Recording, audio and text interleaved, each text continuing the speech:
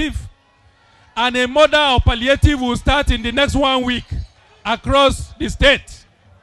Not only that, in order that every household is touched, we decided to emulate one of our founding fathers of this great country, Pa Awolowo, to bring about free education in Kogi State.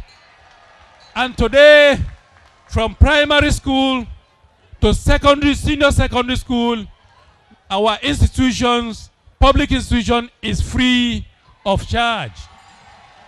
I know surely that when you vote Ahmed Usman Ododo and Joel Salifu, they will build on these legacies we are having today.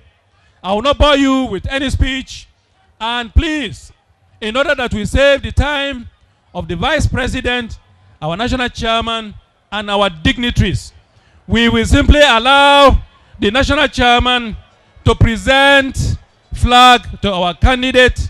Then the Chairman of our Campaign Council will give us his own keynote address, and the Vice President will crown it up. Then we sing the national anthem, and then we close the day. I thank you, and God bless all of you.